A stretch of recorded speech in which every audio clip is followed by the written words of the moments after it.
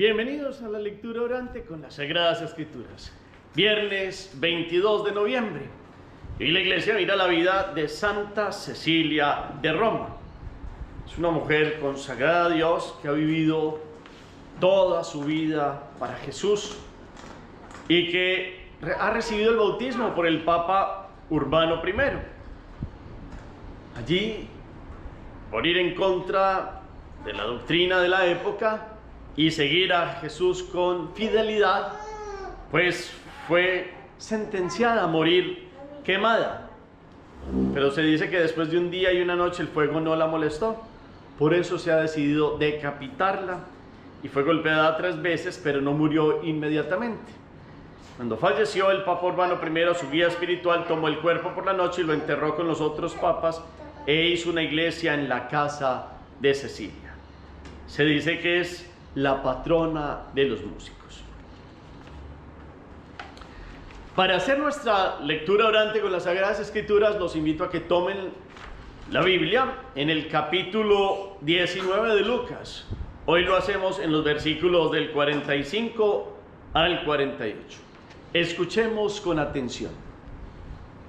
En aquel tiempo Jesús entró en el templo y se puso a echar a los vendedores diciéndoles: escrito está, mi casa será casa de oración.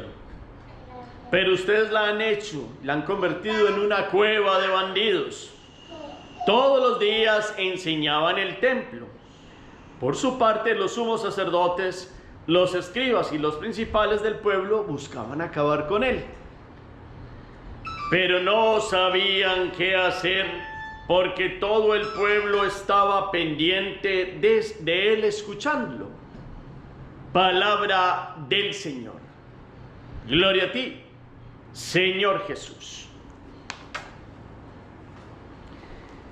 Pidamos hoy la fuerza, el fuego, la gracia, el respaldo, la claridad de la presencia que nos da el Espíritu Santo. Digámosle: ven Espíritu Divino, manda tu luz desde el cielo. Padre amoroso del pobre, don en tus dones espléndido, luz que penetra las almas, fuente del mayor consuelo. Ven, dulce huésped del alma, descanso de nuestro esfuerzo. Tregua en el duro trabajo, brisa en las horas de fuego, gozo que enjuga las lágrimas y reconfortan los duelos. Entra hasta el fondo del alma, divina luz, y enriquécenos. Mira el vacío del hombre si tú le faltas por dentro. Mira el poder del pecado cuando no envías tu aliento. Riega la tierra en sequía, sana el corazón enfermo, lava las manchas, infunde calor de vida en el hielo. Doma al espíritu indómito, guía al que tuerce el sendero. Reparte tus 7 dones según la fe de tus siervos. Por tu bondad y tu gracia, dale al esfuerzo su mérito. Salva al que busca salvarse y danos tu gozo eterno. Amén. Volvemos la mirada al texto. Y volver la mirada es poner todos los sentidos para escudriñar la palabra. Los ojos se fijan en las letras, el corazón reposa en el sentido. Y hoy lo hacemos con Lucas, ya en el capítulo 19, versículos 45 al 48. Volvamos al texto. ¿Dónde entra Jesús? ¿Quién se encuentra allí? ¿Qué actividades están haciendo unas personas? ¿Qué dice el Señor? ¿Qué hace en aquel lugar el Señor? ¿Quiénes lo buscan, lo observan y que pretenden hacer contra Él, pero porque no lo pueden hacer? Hacemos la pausa, la palabra resuena. En la segunda lectura los invito un versículo, una expresión, un gesto, algo que ha hecho arder hoy sus corazones. La tercera lectura siempre es una síntesis para que hoy hagamos nuestra meditación. Hemos venido caminando con Lucas hacia Jerusalén. Ese es el camino de la vida de Jesús, porque allí entregará su vida y allí se dará la gran ofrenda, la del Hijo de Dios, que con su sangre ha redimido al mundo entero. Llega al lugar santísimo, llega al templo. Y hablar del templo tiene una historia desde Salomón, desde la profanación que hizo desde los babilonios que lo destruyeron, después la reconstrucción, después vino Antíoco IV Epífanes y puso una estatua de Zeus allí, y vino una desolación y vino una rabia, y entonces resultó el sacerdote Matatías y los macabeos recuperando el templo. Entonces se hizo una fiesta de la dedicación del templo para volverla a convertir en un lugar sagrado. Pero qué paradójico, el lugar tan sagrado, el lugar tan especial donde moraba Yahvé, en el Sancta Sanctorum, en el Santo de los Santos, se había convertido en una cueva de bandidos. Y se los dice Jesús. Jesús entró en el templo y se puso a echar a los vendedores diciéndoles: escrito está, mi casa será casa de oración, pero ustedes la han convertido en una cueva de bandidos. ¿Dónde está escrito mi casa es una casa de oración? Los invito a que tomen las escrituras. Isaías capítulo 56, versículo 7. Él les habla desde la palabra. Pero ¿dónde está lo de las cuevas de bandidos? Dice, pero ustedes la han convertido en cueva de bandidos. Jeremías capítulo 7, versículo 11. En un tiempo donde Jeremías fue mandado para que dijeran, ellos se enorgullecían del templo, pero eran unos bandidos que se olvidaban del amor, de la misericordia, y no le creían a un profeta enviado por Dios, y por eso vino la ruina en aquel tiempo, en el 587 a.C. Pues ahora han vuelto a restablecer el templo. Dios les permitió volver, les permitió recuperar el templo contra este profanador que fue Antíoco IV Epífanes, y en el año 164 a.C. lo habían vuelto a dedicar y volvieron a caer en lo mismo.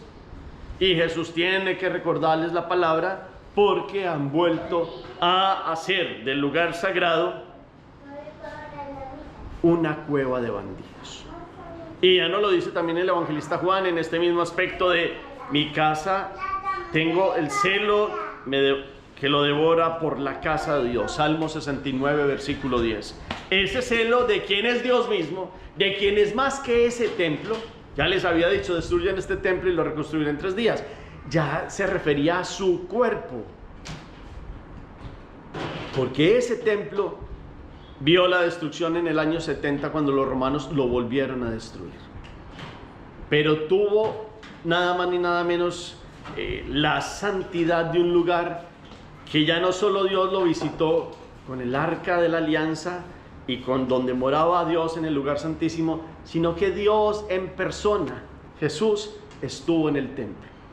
Y cuando lo mataron se rasgó el velo del templo, quedó al descubierto el lugar sagrado. ¿Qué quiere decir eso? Que ahora Jesús será el nuevo templo. Es a Jesús a quien se le da el culto, el honor y la gloria de esta religión que brota de la nueva alianza en su sangre. Él es el nuevo templo. Los cristianos ya lo construirán los templos, sobre todo después del año 313, cuando Constantino dejó a los cristianos profesar su religión, les dio un templo de Letrán, y después vinieron a construirse los otros templos y capillas y santuarios y basílicas, y tenemos nuestros templos. Pero ojo a esto, esa es la reflexión de hoy.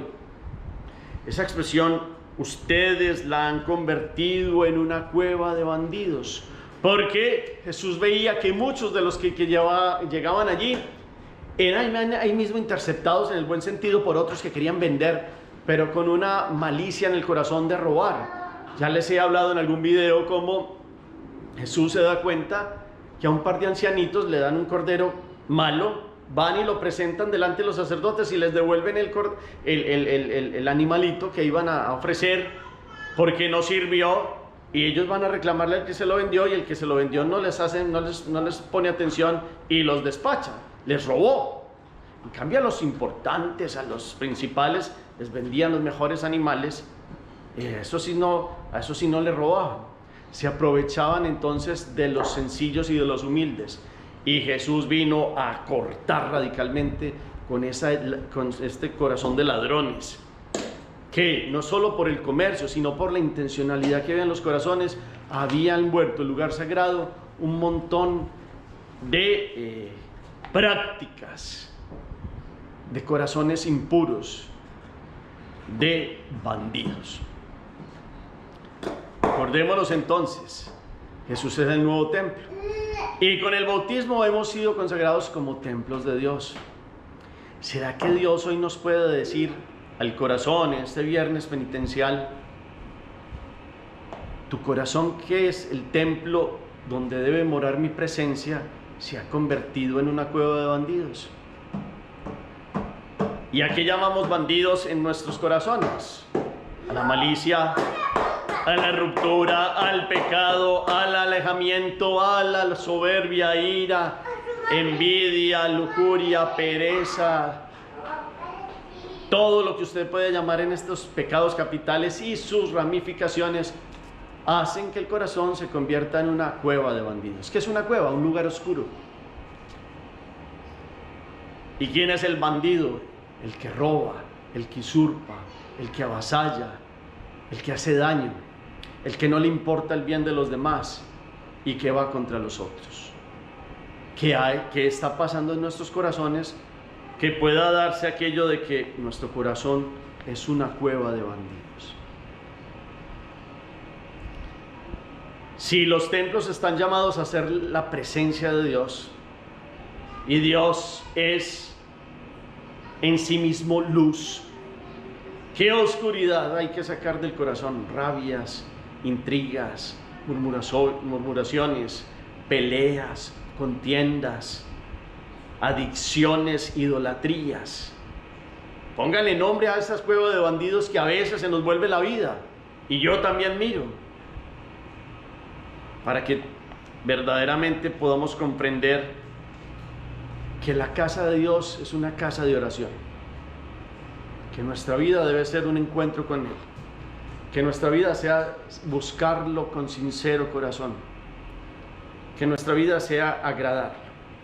Pero los que no querían a Jesús, entonces, cuando escucharon todo esto, buscaban cómo acabar con Él. Pero dice el texto, pero no sabían qué hacer, porque todo el pueblo estaba pendiente de Él, escuchándole. ¿Será que ustedes y yo queremos seguir estando día tras día con la palabra, pendiente de Él, escuchándolo? Digámosle: Señor Jesús, queremos escucharte, queremos solo oír tu voz, para tener una vida de oración y que nuestra casa y nuestro corazón sea una casa de oración. Hagamos oración precisamente. Bendito seas, Padre, porque en Cristo tu Hijo estableciste con tu pueblo una alianza nueva, en la que Él es religión, culto y templos nuevos. Tú que nos pides frutos de fe y de amor, y no solo hojas de estéril piedad y cumplimiento, concédenos vencer nuestra pasividad e inhibición, sintiéndonos piedras vivas del templo del Espíritu. Queremos, Señor, trasvasar el culto a la vida, al mundo, a los hermanos, al trabajo y la familia. Así podremos adorarte como tú quieres, con una religión auténtica en espíritu y verdad. Amén. ¿Qué queda como propósito de acción?